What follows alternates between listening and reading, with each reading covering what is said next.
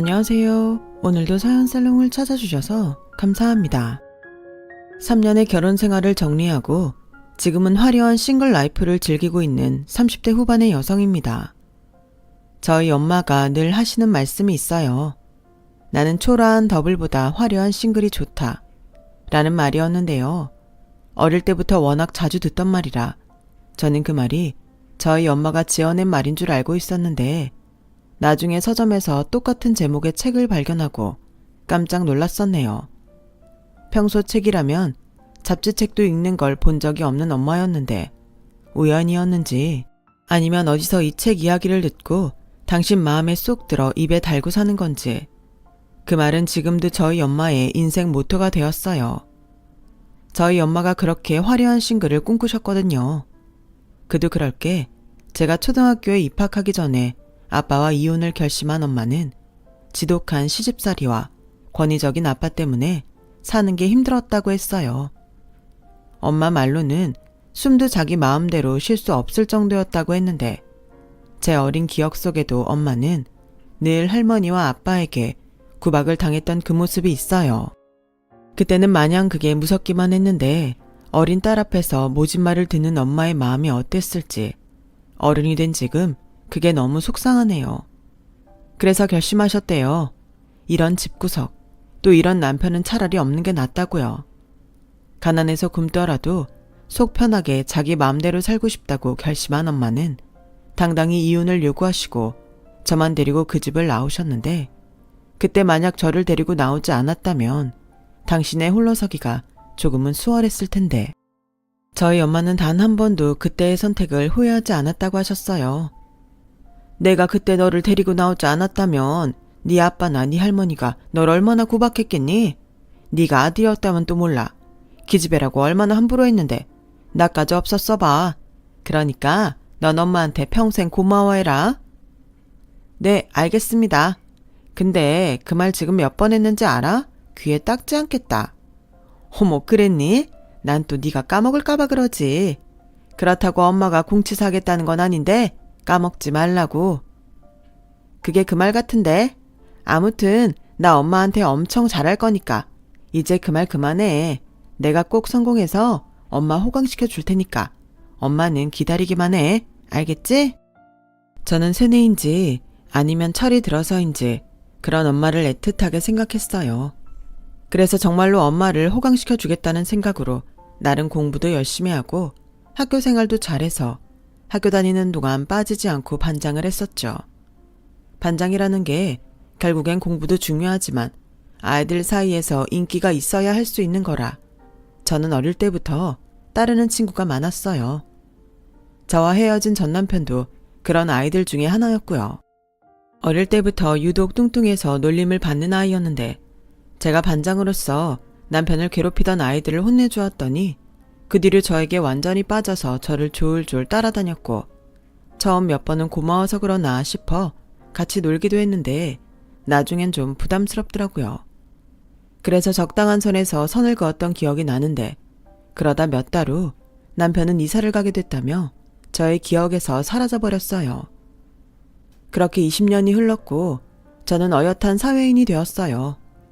중소기업이긴 했지만 원하던 디자인 일을 할 수 있어 저는 하루하루가 마냥 감사했고 즐거웠어요. 그리고 그러던 어느 날 우연히 회사 사람들과 회식을 하다 어떤 잘생긴 남자와 눈이 마주쳤는데 그 남자가 갑자기 저에게 다가오더군요. 선배, 동료, 팀장님까지 갑자기 다가온 남자에 어리둥절하고 있을 그때 그 남자 입에서 제 이름이 튀어나왔어요. 선영아, 너 곽선영 맞지? 네, 맞는데 누구세요? 나야, 최강민. 우리 초등학교 6학년 때 같은 반이었잖아. 근데 넌 정말 하나도 안 변했다. 난 좀 많이 변했지? 뭐? 네가 강민이라고? 그 최강민? 그래, 내가 그때는 뚱뚱했잖아. 어머, 정말 너야? 어머, 웬일이니? 너 정말 못 알아보겠다. 근데 어떻게 여기서 만났지? 어떻게 날 바로 알아봤어? 말했잖아, 너 하나도 안 변했다고. 그리고 내 첫사랑인데 내가 널 어떻게 잊냐? 뭐? 첫사랑? 저는 정말 깜짝 놀랐어요. 저뿐만 아니라 저와 함께 있던 사람들 모두 놀랐죠. 그리고 어느새 남편과 남편 친구들까지 합석하게 되었는데 남편의 외모가 많이 변해서일까요? 저는 자꾸만 남편에게 눈이 갔어요. 그 후 남편과 저는 매일 연락을 주고받았고 주말이면 만나서 시간을 보냈어요. 그러다 자연스럽게 제 마음이 움직였고 이런 제 마음을 눈치챘는지 남편이 먼저 정식으로 만나자고 대시를 하더군요. 저는 딱히 거절할 이유가 없어서 좋다고 했어요. 그리고 시작된 연애는 지금으로는 믿을 수 없을 정도로 행복했는데요. 제가 첫사랑이었다는 남편은 저를 그야말로 공주처럼 떠받들어주며 저를 아껴줬어요. 오죽하면 주변에서 저를 부러워하는 친구나 동료들도 생겨날 정도였는데 분위기라는 것도 무시할 수가 없는 건지 저는 남편에게 빠져들었죠. 그렇게 거의 매일 만나면서 2년의 연애를 이어갔어요. 그리고 자연스레 결혼에 대한 생각도 하게 되었는데요. 아무래도 엄마가 혼자이기 때문에 그 부분이 신경이 쓰였어요. 하지만 제가 남편을 집에 데리고 가서 인사를 시키니 초라한 더블은 싫다던 엄마는 당신이 언제 그런 말을 했냐는 듯 저의 결혼을 바라셨고 곧이어 남편 집에 인사를 갔을 때도 어린 시절 인연이 있어 그런지 아빠가 없는 점도 개의치 않고 결혼을 허락하셨어요. 그렇게 저는 결혼식도 별탈 없이 준비할 수 있었어요. 사실 결혼 준비하면서 한두 번은 크게 싸운다고 하잖아요. 그런데 남편이나 시댁이 저를 많이 배려해 주셔서 저와 남편은 그런 것도 없었고 그쯤 되니 저도 모르게 이렇게 잘 맞는데 결혼하면 무조건 잘 살 수 있겠다는 자신감이 생기더군요. 사람 마음이라는 게 그렇게 믿을 게 못 된다는 걸 저는 알지 못했던 거예요. 그런데 그렇게 결혼을 준비하고 있을 때 예상하지 못한 사소한 일이 있었는데 그날 스튜디오 웨딩 촬영이 있는 전날이었는데 함께 저녁을 먹기 위해 만나기로 한 시간보다 늦게 온 남편의 얼굴이 빨갛게 부어 있었죠. 자기야, 자기 얼굴 왜 그래? 누구랑 싸웠어? 아이씨, 이게 다 최민영 덕분이야. 그 기집애가 만나는 남자친구한테 데이트 폭행을 당했다고 해서 내가 손을 좀 보러 갔는데 진짜 생각만 해도 짜증난다. 가만 보니까 둘이 똑같더라고. 서로 뒤에서 맞바람 피고 서로 치고받고 싸웠다는데 이 기집애가 지가 불리한 얘기는 쏙 빼고 말한 거 있지? 뭐? 민영이 걔는 어릴 때도 그렇게 양다리 걸치다 한 번씩 사달을 내더니 어떻게 아직까지 그래? 세상이 얼마나 무서운데. 그리고 그럼 그 남자랑 싸웠어? 아니, 남자 새끼가 여자를 때린다는 게 용서가 안 돼서 내가 먼저 겁을 주긴 했지. 근데 그놈이 먼저 주먹을 날리더라고. 그럼 어떡해? 싸워야지. 근데 나도 남잔데 들어보니까 그놈이 열받을만 하긴 하더라고. 뭐 수습은 대충 하고 왔는데 그 기집애가 문제지. 언제 정신 차리라고 그러는 건지. 내 동생이지만 누가 데려갈지 걱정이야. 이렇듯 시댁엔 종종 남자 문제를 일으키는 신우가 있었어요. 나름 막내라고 집에서 이쁨을 받는 존재였는데 예쁘장한 외모를 믿고 이 남자 저 남자를 만나 어릴 때부터 동네에서 유명했을 정도였죠. 그런데 개벌은 남 못 준다고 성인이 되어서도 그걸 못 고치는데 그래서 남편과 시부모님이 걱정이 많으셨어요. 저 역시도 이젠 한 가족이 될 사이라 그런지 은근 신경이 쓰였고요.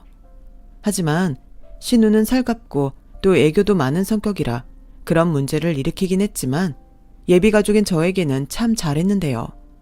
형제가 없던 저에게 마치 친동생처럼 언니 언니 하며 저를 잘 따랐어요. 그래서 지나치지 않는 선에서 걱정되니까 양다리 걸치는 건 하지 말라고 몇 번 좋게 말한 적이 있었는데요. 그래도 제 마음이 통했는지 그 후로는 잠잠해졌어요. 그렇게 저는 결혼식을 올렸고 이젠 남편과 또 시댁 식구들과 정식으로 가족이 되었는데 제가 결혼한 지 3개월도 되지 않았을 무렵 시댁은 또 한 번 시누이 때문에 뒤집히는 일이 벌어졌어요.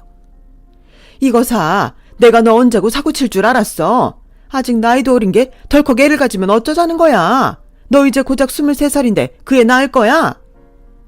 엄마는 말을 왜 그렇게 해. 당연히 낳아야지. 나 결혼할 거야. 뭐? 결혼 같은 소리 안 해? 또 어떤 놈을 만나서 이런 대형 사고를 쳐? 이놈의 기집애 오늘 너랑 나랑 그냥 확 죽자. 이리 와. 싫어. 죽으려면 엄마 혼자 죽어. 뭐야? 엄마, 진정해. 최민영 너 나가. 저건 요즘 좀 잠잠한가 했더니 아우 진짜. 아가씨, 나랑 같이 우리 집에 가요. 어차피 오늘은 여기 있어봤자 부모님도 그렇고 아가씨도 힘들겠어요.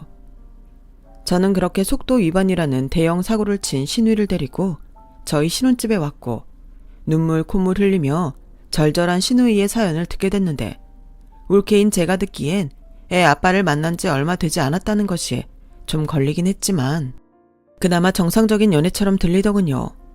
다행인지 불행인지 신우이는 부모님이 반대해도 아이를 지키고 결혼하겠다는 의지가 강했어요. 그래서 제가 가족 중에 제일 먼저 미래의 매자를 만났는데 신우이와 비슷한 나이라 어리다는 것만 빼면 그래도 성실하게 보여서 안심이 되더라고요. 그 후 저는 얼떨결에 신우이의 지원군이 됐어요. 신우이가 간절하게 부탁을 했거든요. 그래서 신우이의 임신 때문에 알아누운 시어머니에게 틈틈이 찾아가 마음을 풀어드리고 신우이의 진심도 전하며 지원군 노릇을 톡톡히 했는데요. 아니, 그 기집애가 이제 20대 중반이 다 돼가는데 결혼은 무슨 결혼이야? 넌 이게 말이 된다고 생각하니? 그래도 자기 일에 책임질 수 있는 어른이잖아요. 아이가 없다면 물론 신중하게 생각해야 하겠지만 아이가 있으니까 마냥 그렇게만 생각할 수는 없잖아요.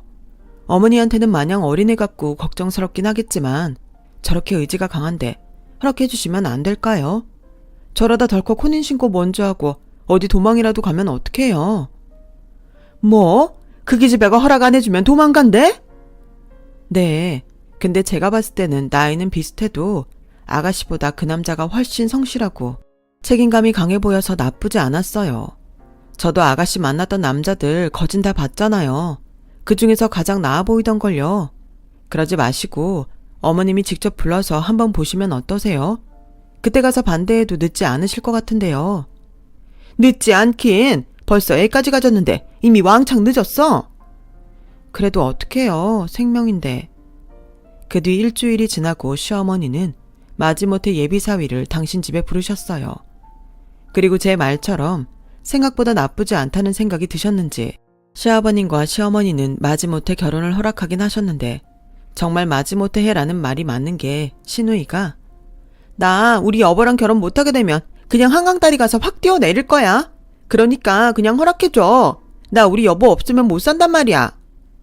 라며 어린애처럼 때를 썼고 아무리 지원군 노릇을 하던 저도 그때는 좀 민망해서 말리지도 못했는데 어릴 때부터 워낙 그 방법이 잘 먹힌다는 걸 누구보다 잘 아는 신우이는 결국엔 그 방법으로 결혼 허락을 받더군요.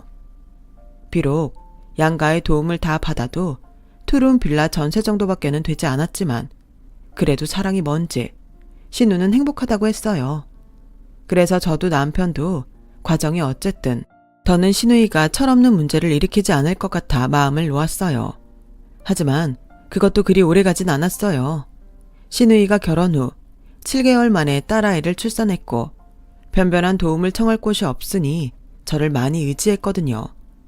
게다가 시어머니는 태어난 당신 손주는 예뻐하셨지만 애는 봐줄 수 없다고 단단히 못도 박아놓은 상태였고 결혼 전부터 아이를 좋아하던 전 이번에도 얼떨결에 신우이를 돕게 됐어요.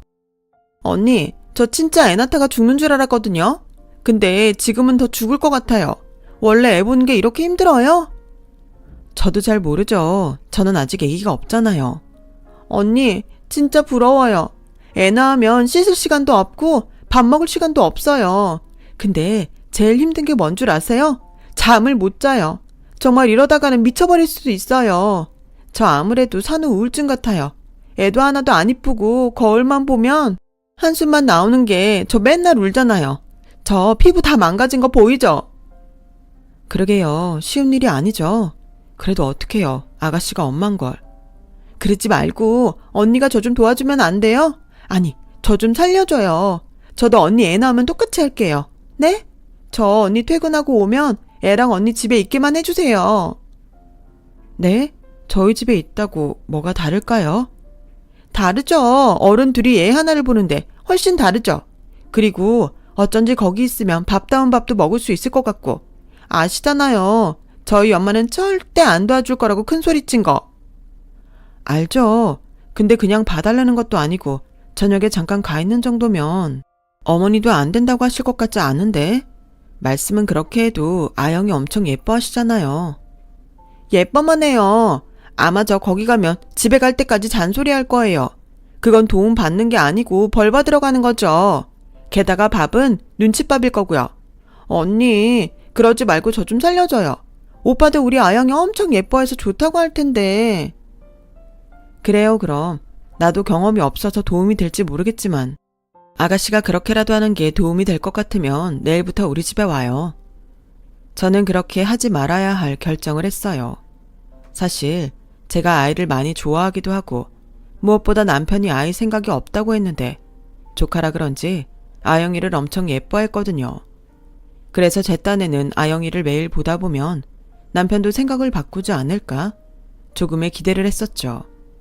그렇게 저는 낮에는 출근해서 일을 하고 퇴근하고 집에서는 신우이와 함께 조카를 돌봤어요.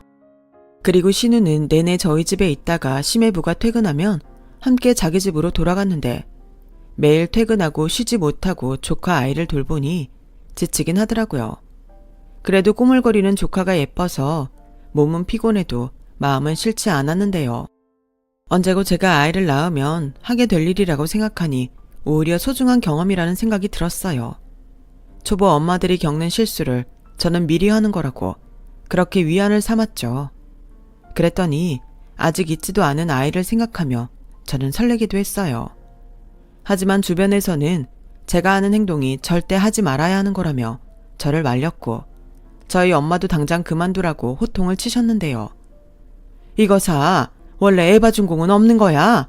그렇게 애가 좋으면 니들 애를 가지면 되지. 그건 그런데 그이가 그건 아직 별로 생각이 없는 것 같아.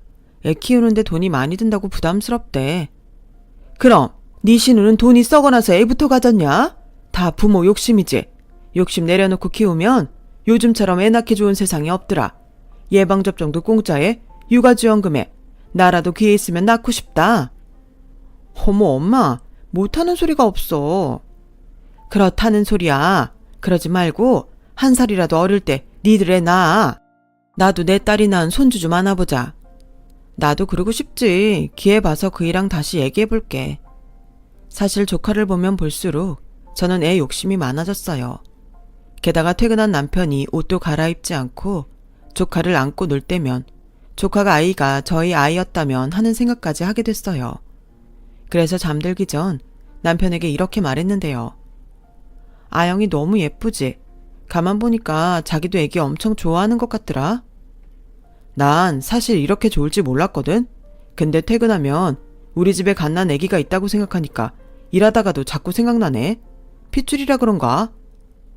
뭐야. 그래서 하는 말인데 우리도 그냥 아이 빨리 가질까? 자기가 부담 느끼는 거 알지만 나는 한 살이라도 어릴 때 우리 아이 갖고 싶어. 뭐? 우리가 결혼한 지 얼마나 됐다고. 그리고 민영이 애 낳은 지 얼마 되지도 않았는데 우리는 천천히 갖자. 우리야말로 급할 거 있어. 왜? 이왕 낳을 거면 빨리 낳는 게 좋지. 아영이랑 나이도 비슷해야 같이 놀고. 그리고 우리가 애 갖는데 아가씨랑 무슨 상관이야. 자기도 일하느라 바쁘고 그리고 알다시피 민영이가 도움 청할 곳이 우리밖에 없는데 그 기집애가 엄마 노릇을 하면 얼마나 할 거야. 난 아영이 생각해서라도 우리는 애를 좀 천천히 갖는 게 좋을 것 같아. 우리 아직 젊잖아. 천천히 갖자. 저는 솔직히 이해가 가지 않았어요. 조카가 예쁜 건 사실이었지만 조카는 조카이고 조카 때문에 정작 우리 자식을 갖지 못한다고 말이 안 된다고 생각했죠. 게다가 신우이가 의지할 곳이 우리밖에 없어서 그런다는 말은 더 받아들이기 힘들었어요. 하지만 저도 자존심이 있기에 남편에게 더는 아이 얘기를 하고 싶지 않았는데요. 저는 아이는 부부가 서로 원해서 가져야 한다고 생각했기 때문이었어요. 그렇기에 우리 아이를 원하지 않는 남편이랑 더 이상 그 이야기를 하고 싶지 않았는데 사람 감정이라는 게 한번 빈정이 상하니 예전처럼 신우와 조카를 돌볼 수 없더군요. 그리고 그 즈음부터는 신우이의 태도도 변하기 시작했어요. 제대로 진단을 받은 것도 아닌데 신우이는 자기가 산후 우울증을 겪고 있다고 자랑처럼 떠들고 다녔고 저희 집에 오면 아이는 방치한 채 핸드폰만 쳐다봤는데 나중엔 제가 뭐라는 건가 회의가 들었어요. 그리고 정말 기가 막힌 일이 또 일어났는데 조카 아이가 돌이 되어갈 무렵 아가씨는 뜬금없이 저에게 톡으로 사진 한 장을 보냈어요. 그 사진에는 임신 테스트기에 두 줄이 선명했는데 그 순간 그냥 신우이가 장난친 거면 좋겠다고 생각했어요.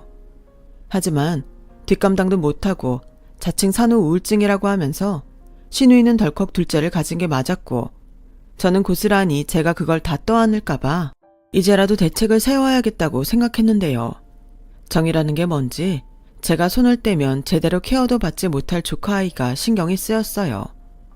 조카 아이는 아토피도 있고 면역력이 좋지 않아서 조금만 관리를 소홀히 해도 금방 열이 올라 응급실을 가는 아이였거든요.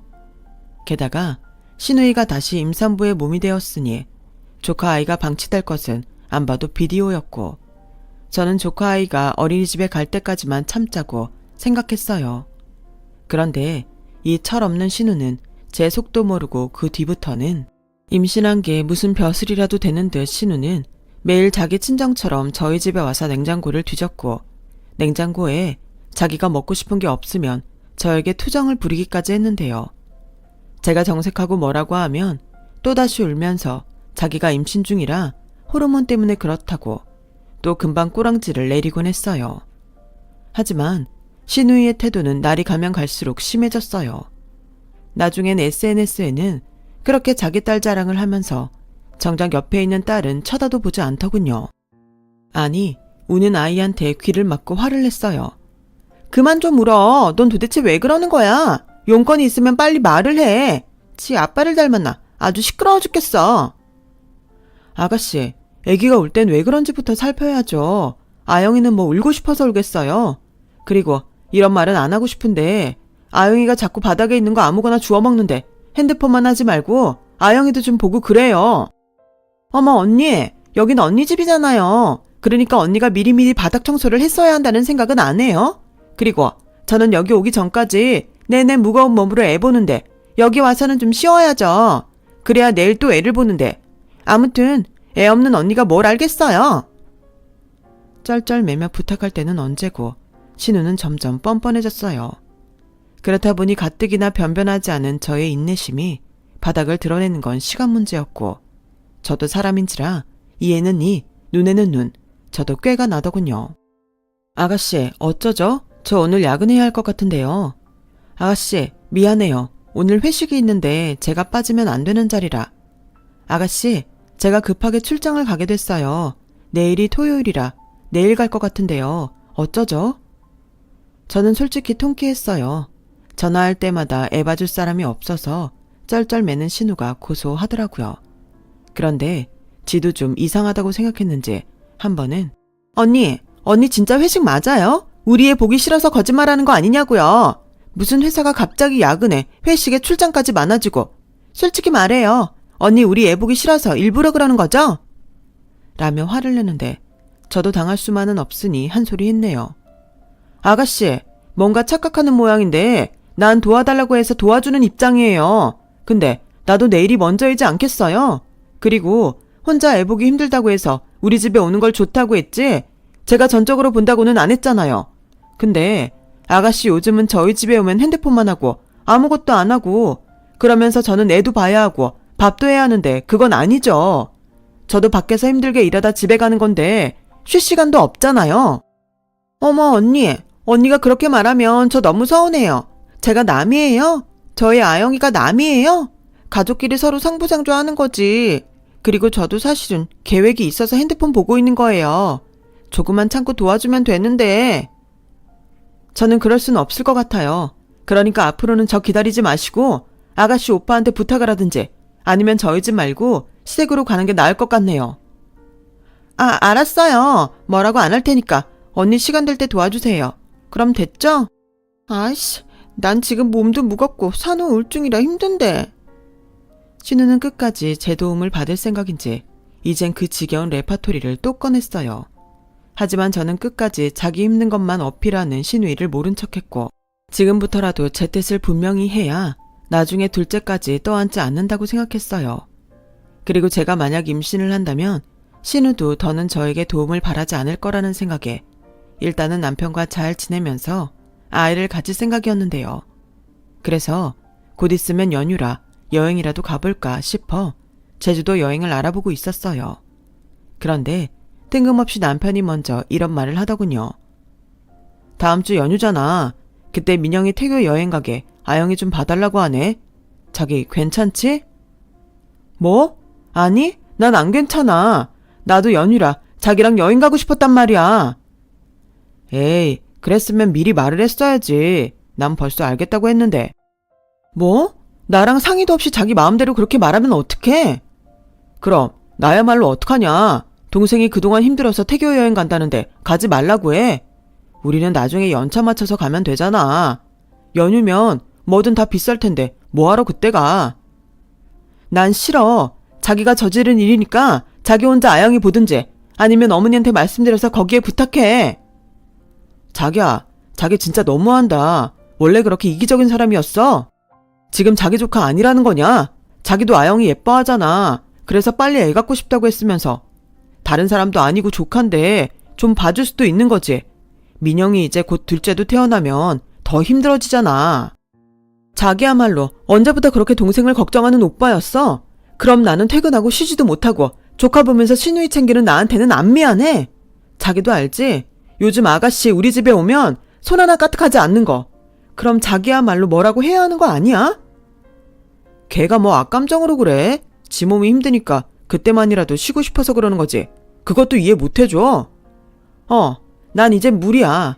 그러니까 그렇게 동생 안쓰러우면 이제부턴 자기가 자기 조카 봐. 그럼 되겠네. 난 연휴 동안 엄마 모시고 제주도라도 다녀올 테니까 그런 줄 알고. 뭐? 야, 치사하다. 그리고 난 남잔데 내가 애를 어떻게 보냐? 저는 남편이 그러거나 말거나 여행 갈 준비를 했어요. 원래였다면 모처럼 남편과 설레는 여행을 준비했을 텐데 상황이 제 뜻과 다르게 흐르니 짜증이 났어요. 먼저 선수친 신우도 미웠고요. 그래서 조카 아이에게 미안하지만 그렇다고 남편과 신우가 바라는 대로 황금 연휴에 엎어져서 애를 보고 싶진 않았어요. 그랬더니 남편도 어쩔 수 없었는지 시댁으로 가서 시부모님과 2박 3일 동안 조카를 돌봤고 집에 돌아온 남편은 뭐가 그렇게 힘이 들었는지 얼굴 살이 쏙 빠져 있더군요. 그 나이대의 아이가 참 에너지가 넘치잖아요.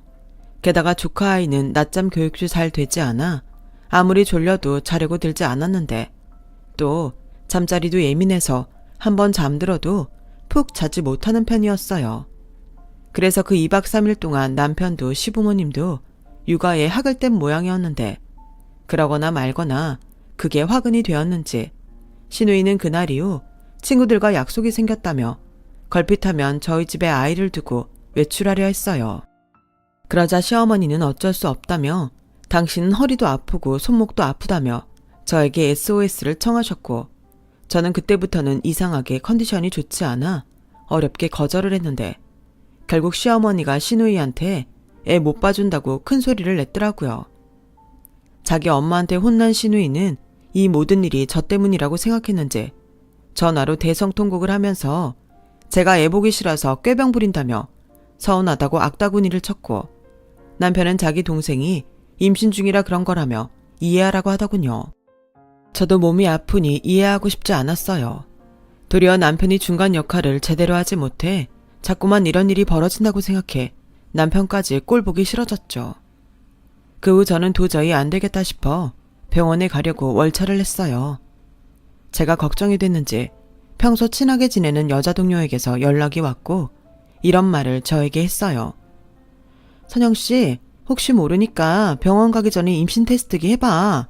우리 언니가 얼마 전에 임신했는데 선영씨랑 비슷한 것 같아서. 에이, 나는 아니야. 그리고 요즘 환절기잖아. 고세 1살 더 먹었다고 감기가 세게 왔나 봐. 걱정해줘서 고마워. 자기가 우리 남편보다 낫다. 내일은 출근할 거니까 우리 점심에 맛있는 거 먹자. 끊어. 저는 전화를 끊고 솔직히 가슴이 술렁거렸어요. 평소 월경 주기가 불규칙하긴 했지만 거의 1달 넘게 그날이 오지 않았거든요. 그래서 혹시나 하는 생각에 임신 테스트기를 사서 해봤고 결과는 희미한 2줄이었어요. 처음엔 경험이 없어서 불량인가 싶었는데 인터넷으로 찾아보니 임신한 지 얼마 되지 않으면 그럴 수 있다는 글을 받고 저는 그 뒤부터는 가슴이 떨려 아무것도 할 수 없었죠. 솔직히 너무 기뻤어요. 드디어 제 아이가 생겼다는데 그렇게 감동일 수가 없더라고요. 하지만 아이를 원하지 않는 남편에게 이 사실을 알리는 게 쉽지 않았고 그래서 친정 엄마에게 이 사실을 제일 먼저 알렸어요. 어머, 진짜? 세상에나. 그러고 보니 내가 이 예쁜 강아지가 내 품에 들어오는 꿈을 꿨는데 그게 태몽이었나 보다. 축하해 우리 딸. 나도 드디어 할머니가 됐네. 아직 몰라. 산부인과 가서 확실하게 검사해봐야 알지. 근데 최서방이 나 임신한 거 알면 기뻐할까? 아직은 애 갖기 싫다고 했는데. 무슨 그런 말을 해. 당연히 기쁘지. 사내치고 지 자식 싫어하는 놈은 없어. 당장 전화해서 말하고 산부인과 가서 초음파 사진 찍어와. 세상에나. 딸일까 아들일까? 엄마는 너무 기쁘다. 딸 수고했어. 저는 친정엄마의 축하를 받고 마음이 놓였어요. 그래서 남편에게 신우이가 그랬던 것처럼 임신 테스트기 사진을 보냈고 금방 전화가 올 거라고 생각했던 저는 아무리 기다려도 연락이 없는 남편에게 마음이 상하고 말았어요. 결국 산부인과는 저 혼자 갔고 캄캄한 진료실에서 홀로 아이를 처음 만났는데 제대로 보이진 않았지만 자기 존재를 저에게 알렸어요. 어찌나 눈물이 나든지 남편에 대한 서운함은 커지고 이제 막 알게 된 제 아이에겐 미안한 마음이 커졌죠. 그리고 그날 저녁 남편에게 전화가 왔어요. 시댁에 있으니 저에게 거기로 오라고 하더군요. 이미 목소리엔 기쁨이나 환희 같은 그런 건 없었어요. 그래서 더 그런 남편에게 화가 났는데 시댁에 가보니 그건 시작에 불과하더군요. 병원에 가봤니? 사진을 보니까 희미하던데 병원에서 임신이 확실하대? 엄마, 확실하다니까? 언니 임신한 거 맞아. 나 이제 어떡해. 이거 사 시끄러워. 조용히 좀 해, 선영아. 무슨 분위기인지 모르겠는데 저 임신한 거 맞아요. 오늘 병원에 가서 확인하고 왔어요. 아이씨, 거봐. 이제 우리 아영이랑 곧 태어날 둘째 누가 봐줘? 언니는 왜 저랑 상의도 없이 덜컥 애를 가져요? 저는 어쩌라고? 아가씨, 그게 무슨 말이에요? 제가 제 애를 갖는데 왜 아가씨랑 상의를 해요? 왜? 애 낳고 애 둘 다 저한테 맡기려고 했어요? 맡기는 게 아니고 좀 도와달라는 거죠. 저 SNS에 아동복 판매하는 걸로 사업하려고 했단 말이에요. 그건 아가씨 사정이고요. 그동안도 저는 할 만큼 했어요. 언제는 상부상조 하자면서요.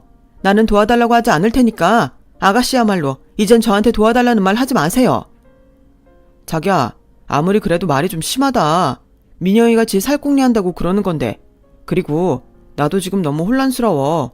아직 준비도 안 됐고. 지금 그게 임신한 와이프한테 할 소리야? 그리고 여태 연락도 없다가 여기로 불러서 이게 뭐야? 진정해라. 우리도 너무 갑작스러워 놀래서 그랬다. 근데 선영아, 우리 좀 현실적으로 냉정하게 생각하자. 민영이 저건 철떡서니도 없고 대책도 없어서 그런다지만 너는 아니지 않니? 지금 다니는 직장도 너무 아깝고 고만고만한 애가 셋이나 있으면 집안도 너무 정신없을 것 같은데 네가 이번에는 좀 양보하면 안 되겠니? 애는 또 가지면 되지. 거참, 당신 무슨 소리를 하는 거야? 내 듣자 하니까 당신 정신 나갔어? 강민이 저거 우리 집 장남인데 우리 손주가 먼저지? 며느라, 네 시어머니 말 들을 거 없다. 잘했다. 아빠야말로 사태 파악이 안 돼? 아빠가 우리 애 봐줄 거야? 시끄러. 무대뽀처럼 사고친 놈이 누군데 지 애를 누구한테 맡긴대? 내 그동안은 네 올케가 그래도 애를 좋아한다고 해서 별말 안 했다만 너 계속 밖으로 싸들고 네 애 여기 있는데 내가 너 언제고 한 소리 하려고 했어. 네 새끼 네가 키워. 안 그러면 전세를 얻어준 그 집 보증금 도로 뱉으라고 한다. 아빠! 여보! 하여간 저렇게 아들 딸을 차별해. 당신이 그러니까 민영이 저게 자꾸 엇나간다고 내가 말했죠? 민영이는 만삭이고 쟤는 이제 막 애를 가진 건데 그럼 누가 양보를 해야겠냐고. 어머니, 왜 아까부터 자꾸 양보하라고 하세요? 저는 제 애 키울 거고요. 아가씨는 아가씨 애 키우면 되는 거잖아요. 세상에 어떤 할머니가 손주를 지우려고 할 수가 있어요. 저 정말 너무 실망이에요. 나도 실망이다. 난 적어도 네가 우리 민영이를 친동생처럼 아껴준다고 생각했어. 네가 나서서 재결혼시키자고 했잖아. 근데 이제 와서 너 임신했다고? 내 딸 나무라라 할 거라는 거야? 적어도 지 살궁리 한다는데 도와줘야지. 안 그러냐, 강민아? 엄마, 진정하세요. 오늘은 이만 가볼게요. 자기야, 우리는 집에 가서 마저 얘기하자. 저는 솔직히 남편과 아무 말도 하고 싶지 않았어요. 제가 바보가 아닌 이상 남편 뜻이 뭔지 모르는 것도 아니고 저는 제 아이를 포기할 수 없기에 집에 들어와 안방 문을 잠그고 침대에 몸을 누웠어요. 그러자 하염없이 눈물이 나더군요. 축하받고 축복받아야 할 소중한 생명인데 아빠라는 사람이, 그리고 가족이라는 사람들이 입에 담을 수 없는 그런 말을 한다는 게 저는 용서할 수 없었어요. 특히 집밖에 모르는 시누이가 더 용서가 되지 않았는데요. 그래서 둘째를 낳았다는 소식에 저는 병원에 가지 않았어요. 제 사정을 모르는 주변 사람들은 아이를 기다렸던 제가 임신을 하자 축하한다고 선물도 주고 배려도 해주는데 정작 이 기쁨을 함께해야 할 남편과는 그날 이후 남보다도 못한 사이가 되었고, 산부인과에 혼자 검진을 갈 때면 미혼모도 아닌데 자꾸만 주눅이 들었어요. 임신을 한 아내를 따라 산부인과에 온 남편을 볼 때 부럽기도 했고요. 그리고 임신 5개월이 되어갈 무렵 그 즈음부터는 무슨 문제인지 자꾸만 하혈을 했고 배가 뭉쳤는데 병원에서는 조상기가 있다며 저에게 입원을 권했어요. 최대한 움직이지 않는 것이 좋다는 이유였죠. 그래서 저는 아이를 지키겠다는 일념으로 회사를 그만뒀어요. 그러자 남편은 자기랑 상의도 하지 않고 사표를 썼다고 길길이 뛰었고, 시어머니는 뱃속에 있을 때부터 부실하네 나아봤자 병원만 들락날락 한다며 그냥 유산했으면 좋겠다는 막말을 하는데 그때부턴 가족도 아니다 싶었어요. 그리고 무슨 이변인지 SNS에 아동복을 판다는 시누이는 사업이 제법 잘 되는 듯 했어요. 돈을 벌기 시작하니 아직 어린 둘째까지 어린이집에 보내고 자기 치장만 그렇게 하더군요.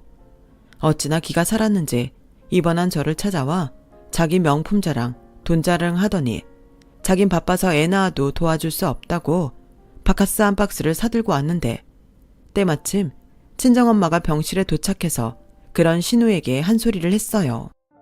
아니, 밖에서 듣지 않니? 지금 굳이 여기까지 와서 뭐 하는 거예요? 내 딸은 직장 다니면서 지혜도 아닌 그쪽에 애 봐주고 있는데 고맙다는 말을 못할 망정. 뭐라고? 바빠서 애 봐줄 수 없으니까 도움받을 생각 하지 말라고요? 허이구, 내가 있는데 그쪽한테 왜 그런 소리를 합니까? 딱 봐도 한심해 보이는 게 그쪽 앞가림이나 잘해요. 앞으로 내 딸 도움받지 말고, 알겠어요? 사돈 어른, 말씀이 지나치시네요. 제가 아무리 어려도 사돈인데 말씀을 가려서 하셔야죠. 어리면 어른답게 모르세요? 그리고 이기적으로 군 건 제가 아니라 언니가 먼저였어요. 언니가 저희 애 안 봐주려고 일부러 거짓말하고 그랬다고요. 그리고 저희 오빠는 애 가질 생각도 없는데 언니 혼자 이 사달을 만든 거예요. 그래요? 어디 할 말 있으면 더 해봐요. 이게 그쪽이 사들고 온 싸구려 음료수인가?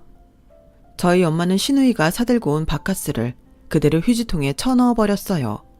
그러자 시누이는 깜짝 놀라서 할 말 없다며 그대로 내뺐는데 엄마가 한숨을 푹 내쉬었어요. 엄마, 속상하지? 미안. 네가 뭐가 미안해? 그러게, 엄마가 애 봐준 공 없다고 했지? 미련한 것. 마음 같아서는 당장 이혼하라고 하고 싶다. 강서방은 아직도 그래? 아니야, 이젠 애기도 걱정하고 앞으로 어떻게 살면 좋을지 생각도 많이 하고 그런 것 같아. 그래, 그럼 다행이고 난 끝까지 애 싫다고 하면 그냥 이혼시킬까 생각하고 있었어. 엄마가 말했지? 초라한 더블보다는 화려한 싱글이 낫다고. 단 오죽할까. 엄마 딸 그렇게 멍청하지 않아. 강서방이 끝까지 마음 바꾸지 않았다면 내가 먼저 못 산다고 나왔을 거야. 자기도 많이 놀래서 그랬대. 아가씨도 처음엔 지 애들 때문에 난리치더니 애들 다 어린이집에 맡기고 잘 살잖아. 이젠 다 괜찮아. 그래, 우리 손주가 복덩이라 앞으로는 좋은 일만 있을 거야. 그치, 우리 복덩아? 엄마는 태명이 없는 뱃속의 아이를 복덩이라고 불렀어요. 그래서 저도 그냥 그게 태명이라고 생각하고 복덩이라고 불렀는데요. 아이도 뱃속에서 이미 많은 걸 듣고 느끼는지 제가 임신한 7개월이 되었을 때 아이는 스스로 세상에 나오는 걸 거부했어요. 이런 일이 정말 드문데 아이 심장이 멈춘 것 같아요. 어떤 위로의 말을 전해야 할지 죄송합니다. 저는 믿을 수 없었어요. 이미 배는 불러있는데 아이 심장은 멈췄다니 인정할 수가 없었죠. 이미 멈춘 심장인데 저는 살려달라고 의사 선생님을 붙잡고 매달렸어요. 그러자 남편이 저를 진정시키며 다음에 또 기회가 있다고 저를 안아줬는데 이 모든 게 남편과 시댁 식구들 때문 같았어요. 이게 다 자기랑 자기네 식구 때문이야. 그렇게 우리 애 낳지 말자고 하니까 우리 애가 이런 부모한테서 태어나고 싶겠어? 이제 어떡할 거야? 무슨 그런 억지를 부려. 처음부터 불안했잖아. 그냥 인연이 아니었다고 생각하자. 진정하고 우리 다시 예전으로 돌아가면 돼. 남편은 그렇게 저에게 예전으로 돌아가자고 했어요. 하지만 저는 그럴 수 없었고 남들은 아이를 만나러 가는 분만실에 저는 아이를 보내야 했는데 그 후유증이 정말이지 살아도 사는 게 아니었어요. 그래서 그 뒤로는 몸도 마음도 황폐해져서 한참이 지나도록 일상으로 돌아갈 수 없었는데요. 남편은 남편대로 걱정과 답답함에 저에게 다가오지 못했고 시어머니는 그런 저를 더는 못 봐주겠다며 핀잔을 주시기도 하셨죠. 아니, 나이도 젊은데 유산할 수도 있지. 유산했다고 세상이 끝났냐? 언제까지 그러고 있을 거야? 곧 있으면 제사인데 너 계속 그렇게 넋놓고 있을 거야? 이젠 회사도 안 다니는데 양식껏 제사 준비 도와야지. 그러지 말고 얼른 훌훌 털고 일어나. 시어머니는 제사가 다가오면 다가올수록 저를 채근하셨어요. 그리고 저는 그러면 그럴수록 오만 정이 떨어져 꼼짝을 하지 않았는데 이번에도 시누이가 정신이 번쩍 들게 제 속을 뒤집어 놨어요. 그날은 친정엄마가 제 걱정이 너무 된다며 친정으로 불러 저에게 보양식을 만들어주셨던 날이었는데 엄마 마음을 너무나도 잘 알기에 들어가지도 않는 음식을 꾸역꾸역 먹다가 체했던 날이었어요. 그래서 급하게 약국에서 약을 먹고 힘들게 집에 왔는데 회사에 있어야 할 남편이 집에 있더군요. 그것도 시누이의 두 아이와 함께였어요. 그리고는 저에게 눈도 제대로 마주치지 못하고 이렇게 말했어요. 자기야, 민영이가 제주도에 급하게 촬영이 있어서 갔는데 아영이가 독감이라네. 갑자기 애 봐줄 사람도 없고 딱 3일만 부탁한다고 해서 어차피 자기 회사 갈 일도 없고 이번 한 번만 당신이 애들 좀 봐라. 뭐? 애를 보라고? 게다가 독감에 걸린 애를 나보고 챙기라는 거야? 그럼 어떡해. 독감 옮을까봐 엄마랑 아버지도 안 된다고 하는데 밖에서 일하는 애를 아픈 애 때문에 불러들여. 아픈 애를 맡기는 민영이 속은 어떻겠냐. 좋은 게 좋은 거라고. 자기가 좀 도와줘. 자기 애들 좋아하잖아. 저는 남편의 말에 어이가 없어서 당장 시누이에게 전화를 걸었어요. 그러자 시누이는 바쁜 티를 팍팍 내면서 황당한 소리를 짓거렸는데요. 언니, 저 지금 신상 옷 촬영 때문에 엄청 바쁘거든요. 그리고 언니 애가 그렇게 된 건 어쩌면 하늘에서 저희 애들을 친자식처럼 돌보라는 뜻일 수도 있어요. 아이 잃어서 슬픈 마음 저희 아이들 돌보면서 치유한다고 생각하고 3일만 부탁해요. 내가 또 이런 부탁할 사람이 언니밖에 없잖아요. 그리고 저 일하느라 앞으론 전화 못 받으니까 급한 일 있으면 톡 보내요. 그럼 끊을게요. 시누이는 자기 할 말만 하고 그렇게 전화를 끊었어요. 아이 잃고 슬픔에 빠진 저에게 자기 애들을 제 애처럼 보라니 더는 가만히 있으면 안 되겠다는 생각이 들더군요. 그 사이 남편은 제가 어쩔 수 없을 거라고 생각했는지 자기는 다시 회사에 갈 채비를 했는데 아무래도 처음부터 작당한 것처럼 보였어요. 나가는 길에 애들도 데리고 나가. 애당초 자기가 볼 것도 아니면서 애들을 맡긴다는 게 말이 안 되는 거잖아. 일하는 사람을 어떻게 오라고 하냐고. 다들 그러고 살아. 일하다가도 애 아프다고 전화 오면 조퇴하고 뛰어가는 게 엄마라고. 자기는 엄마도 아니면서 그걸 어떻게 알아. 그냥 자기가 싫으니까 그러는 거잖아. 도대체 언제까지 그럴 건데. 몸이 아픈 거면 내가 말을 안 해. 유산하면 뭐 다 그러냐? 유산이 뭐 벼슬이야? 솔직히 이젠 돈도 못 버는데 집에 도움이 좀 돼야겠다고 생각하지 않아? 됐고 나도 이제 지긋지긋해. 이혼하자. 난 능력도 없고 지질이 궁상 떨면서 내 식구들한테는 야박한 너랑은 더는 못 살겠어.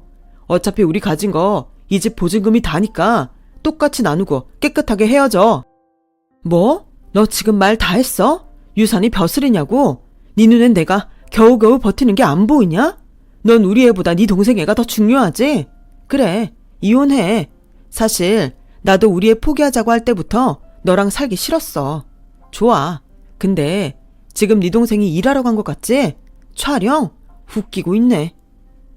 저는 급히 핸드폰을 꺼내 신우이의 SNS에 들어갔어요.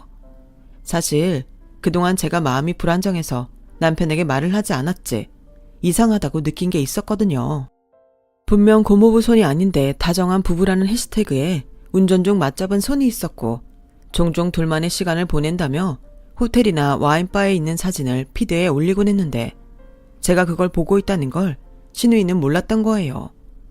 뭐 대놓고 남자 얼굴을 찍어서 올린 건 아니지만 체력이나 머리 스타일 등으로 봐서는 절대 매제일 리가 없었죠. 그리고 아마도 신우이는 가족 중에 SNS를 하는 사람이 없을 거라고 생각했는지 아니면 돈을 벌기 위한 설정이니 이해할 거라고 생각했는지 신우이는 SNS라는 세상에서 남편에게 사랑받고 아이들도 똑부러지게 키우고 있는 성공한 커리어 우먼 행세를 하고 있었고 분명 제주도 출장에도 뭐가 있을 것 같아 SNS에 들어갔는데 바다에서 다정하게 놀고 있는 신우이 사진이 때마침 올라와 있더군요. 지 남편이라고 어떤 훤칠한 남자 뒷모습을 찍은 사진도 있었는데 제가 그걸 남편에게 보여줬어요. 지애들은 독감에 걸렸는데도 내팽개치고 가짜 남편이랑 행복한 부부 행사하러 간 것도 출장이냐? 이걸 고모부가 알면 뭐라고 할까? 애당초 지 남편도 있는데 왜 당신한테 애를 맡겨? 이 사진 다 뭐야? 이 남자는 누군데? 누구긴 네 동생이 돈 번다는 핑계로 바람피는 가짜 남편이지. 여기 사람들은 이 남자가 고모부인 줄 알고 있어. 지 이미지 팔아서 싸구려 옷 비싸게 파는 게 네 동생이 하는 일이라고. 이제 알겠니? 남편은 꽤 충격을 받은 듯 그 자리에서 얼어버렸어요. 그리고 신우이의 아이들은 독감 때문에 힘든지 식은땀을 흘려가며 울기 시작했는데 저는 애 때문이라도 얼른 택시를 불러 아이들을 데리고 시댁으로 향했죠. 그리고 우는 아이들을 막무가내로 시댁에 내려놓는데 황당한 시어머니가 가려는 저를 붙잡았어요. 아니, 애들을 여기로 데리고 오면 어떡해? 독감에 걸렸다며. 나나 네 시아버지 옮기라도 하면 어쩌라고? 어머니, 독감 걸렸다고 죽지 않아요. 그리고 저는 출장 핑계로 바람피러 간 신우이 애들은 절대 못 봐요. 저 이혼할 거거든요. 뭐? 너 지금 뭐라고 했냐? 바람? 이혼? 곧 있으면 모르고 싶으셔도 다 아실 거예요. 조금만 기다리세요. 그러면 차라리 몰랐던 지금이 더 좋았다고 생각하실 테니까. 저는 SNS 피드 사진을 여러 장 캡처해 고모부와 신우이에게 단체톡으로 보냈어요. 부부 사이에 확인할 필요가 있어 보인다고요. 그리고 아이는 시댁에 있으니 알아서 찾아가라고 했는데 바쁘다는 신우이가 잽싸게 저에게 전화를 걸었더군요. 왜요? 아까는 바빠서 통화할 시간도 없다고 해서 톡으로 보낸 건데? 언니 미쳤어요? 지금 그 사진들을 거기에 보내면 어떡해요? 애들 좀 부탁했더니 저 엿먹이는 거예요? 언니 우울한 것도 다 뻥이죠? 내가 너 같은 줄 아세요? 지는 좋다고 바람피고 사진 찍으러 그 멀리까지 갔으면서 나더러는 네 애들을 내 애처럼 생각하라고? 너야말로 미쳤니? 나 지금 언니 때문에 이혼당하게 생겼어요. 이건 비즈니스인데 이제 어쩔 거냐고요? 언니 때문에 나 이혼녀 되면 책임질 거예요? 책임? 내가? 근데 막말로 무슨 문제가 있어? SNS는 어차피 가짜 남편인데 이혼했다고 뭐 달라지나? 아, 아니지. 세상이 얼마나 좁은데 어린이집이나 동네에서 아는 사람이라도 만나봐. 그럼 다 뽀록 날 텐데? 민영아, 너 지금 사기치고 돈 버는 건 알고 있지? 뭐야? 너 거기 딱 기다려. 내가 당장 서울 올라가서 네 머리털 다 뽑아버릴 테니까. 새끼랑 먹고 살려고 그런 거야. 바람 아니라고. 네가 나 먹고 사는데 도와준 적 있어? 난 죽으나 사나 내 남편밖에 없어. 나 혼자 애 둘을 어떻게 키우라고. 당장 네가 수습해. 오해했다고. 네가 우리 남편한테 전화하란 말이야. 아, 바람이 아니구나. 근데 어쩌지? 내가 타고 그 남자 SNS에 들어갔더니 니들 잠자리 사진만 없고 별의별 사진이 다 있던데? 뭐 나는 이제 니네 오빠랑 갈라설 거라 상관없는데 네 남편이 그걸 믿어줄까? 의문이 들긴 한다. 서울로 오든 거기서 계속 바람을 피든 알아서 하고 이젠 다시 나한테 전화하지 마. 아, 이참에 나도 SNS에 네 애들 사진 좀 올릴까? 네가 내팽개친 네 애들 사진 나한테도 많은데 사람들이 알면 어떻게 될까? 아니지. 그 남자 인스타 피드 사진을 네 남편한테 보내면 어떻게 될까? 야, 너 그러기만 해? 야! 아니 언니, 제발. 그러니까 좋은 말 할 때 인생 똑바로 살아. 저는 그렇게 전화를 끊었어요. 신우이는 약이 올랐는지 계속 전화를 걸었지만 저는 신우이 번호를 차단해버렸죠. 그리고 사실은 오래전부터 품고 있던 이혼 서류를 꺼내 마침내 도장을 찍고 남편에게 던져버렸고, 서로가 원하는 이혼이니만큼 이혼은 순식간이었어요. 그리고 이 사실을 전해들은 저희 엄마는 당신 성격대로 시어머니와 남편을 차례대로 찾아가 한바탕 난리를 치고 오셨고, 덕분에 경찰서에 불려가긴 했지만 솔직히 통쾌했어요. 그 뒤 아이도 없고 결혼 기간도 길지 않은 저희는 법원에서 나오면서 바로 남남이 되었고, 남편은 아직도 뭐가 그렇게 당당한지 지금이라도 잘못했다고 하면 없던 일로 해주겠다고 거만을 떨더군요. 당장 벌이도 없으면서 나중에 울면서 매달리지 말고 지금이라도 나랑 우리 가족들에게 빌면 없던 일로 해줄게. 웃기고 있네. 그럴 일 없으니까 다시는 보지 말자. 만약 길에서 보더라도 제발 모른 척하자고. 알겠어? 저는 그렇게 남편과 깨끗이 이혼을 했어요. 벌이가 없어서 자기한테 매달릴 거라고 생각한 그놈 보란 듯이 잘 살자고 다짐하면서 저는 지금까지와는 완전히 다르게 살고 싶었죠. 그래서 저희 엄마의 레파토리처럼 화려한 싱글이 되기 위해 다시 공부를 시작했고, 이혼한 지 2년 만에 엄마의 금전적인 도움으로 제 이름으로 작지만 디자인 회사를 차렸어요. 처음엔 4명 정도 모여 욕심 없이 시작했는데 조금씩 어깨에서 평판이 오르더니 이젠 제법 사무실다운 사무실도 차리고 직원이 늘어나면서 대표로서 책임감도 커져갔죠. 그러자 그게 저에겐 약이 됐는지 지난 씁쓸했던 과거는 조금씩 희미해져 갔고, 저희 엄마가 그렇게 노래하던 화려한 싱글의 삶이 저에게 현재가 되었는데, 막상 남들이 부러워하는 삶을 살아보니 한 가지 알게 된 게 있었어요. 화려한 싱글은 너무 바빠서 그걸 다 누릴 시간이 없다는 걸요. 그리고 명색이 대표라 저희 엄마의 성화로 고급 외제차를 뽑게 된 저는 차를 뽑은 지 얼마 되지 않아 주의를 하러 갔다가 헐레벌떡 뛰어온 직원의 얼굴을 보고 깜짝 놀라게 되었어요. 그 기름때를 묻히고 달려온 직원이 그렇게 동생만 챙기는 바보 같은 전남편이었거든요. 세상이 좁다고 하더니 그놈과 그렇게 만나게 될 거라는 걸 누가 알았겠어요.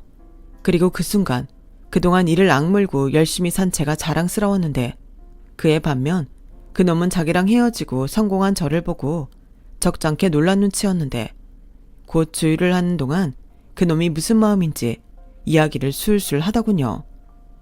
잘 지냈어? 와, 차 멋지다. 벤츠네. 회사 차렸다는 말은 들었어. 어머, 그 얘기는 또 어디서 들었어? 동창들 사이에서 너 유명하더라. 뭐 덕분에 나도 좀 유명해졌지. 그래? 근데 넌 어쩌다가 여기서 일해? 회사는? 그때였어요. 주유가 끝났는지 기계에서 소리가 멈췄고 저는 됐다며 카드를 내밀었는데 그놈이 잠깐만 이야기를 하자고 하더군요. 저는 카드를 받아야 했기에 얼떨결에 그놈이랑 대화를 하게 됐는데, 그 뒤 듣게 된 소식은 제가 상상한 그 이상이었어요. 모든 게 들통난 신우이가 이혼을 당할 거라는 건 예상하고 있었는데 그 남자도 부인이 있었다는 건 충격이었어요. 아주 유부녀 유부남이 이 일을 핑계로 쌍으로 놀았던 거더라고요. 그러면서 그 상대 와이프 때문에 모든 사실이 SNS에 공개된 신우이는 사기로 경찰서까지 다녀온 모양이었고, 종국엔 그 피해 보상과 고모부가 청구한 위자료 소송에서 지면서 그야말로 물어줘야 하는 돈이 눈덩이처럼 불어난 듯 했어요. 결국 우리 이혼할 때 나눈 보증금이랑 내 퇴직금, 우리 부모님 집까지 다 민영 그년 때문에 다 써버렸어. 그리고 지금은 아버지는 지방에서 일하시고 엄마는 쓰러지시고 동생은 이젠 얼굴 못 들고 다닌다고 집에서 애들 봐. 이런 말 미안하지만 자업자득이다. 이제 할 얘기 다 했어? 나 바쁜데 이제 그만 카드 줘. 저기 이런 말하는 거 정말 미안한데 예정을 생각해서 나 돈 좀 빌려주면 안 될까? 아니 내가 다 잘못했으니까 나 좀 다시 받아주면 안 돼? 나 정말 반성 많이 했어. 먼저 보낸 우리 애기 생각도 많이 했고, 할 수만 있다면 시간을 되돌리고 싶다니까. 나도 그래. 할 수만 있다면 널 다시 만났던 그때로 돌아가고 싶어. 그럼 널 다시 만나지 않을 수 있으니까. 돈을 빌려달라고? 너 같으면 빌려주겠니? 카드 안 줄 거면 그냥 도난 신고할게. 보다시피 난 이혼하고 아주 행복하거든. 이럴 줄 알았으면 진작 이혼할 걸. 후회까지 든다니까. 잊지 않았지? 다신 보지 말자는 말. 앞으로 내가 여기 오는 일은 없을 거야. 그럼 잘 살아. 저는 지금도 가끔 그때 생각을 해요. 살면서 그렇게 통쾌한 날이 없었거든요. 살면서 지치고 힘든 날이 있으면 그때를 떠올려요. 열심히 살면 그런 날도 온다는 걸 경험한 날이었으니까요. 그래서 오늘도 저는 화려한 싱글의 삶을 즐기며 최선을 다해 살아가려 합니다. 화려하다는 게 꼭 성공을 의미하는 건 아닌 것 같아요. 혼자라도 가치 있게 행복하다면 그게 화려한 싱글이고 성공이라고 생각하거든요. 행복한 더블은 되지 못했지만 충분히 혼자서도 행복한 사람이 되도록 열심히 살겠습니다. 그럼 건강 유념하시고 이 순간 모든 분들이 행복하시길 진심으로 바랄게요. 고맙습니다. 여러분, 사연 댓글에 응원과 현명한 조언 부탁드려요. 좋아요와 구독은 저에게 큰 힘이 됩니다. 오늘도 좋은 일 가득하세요.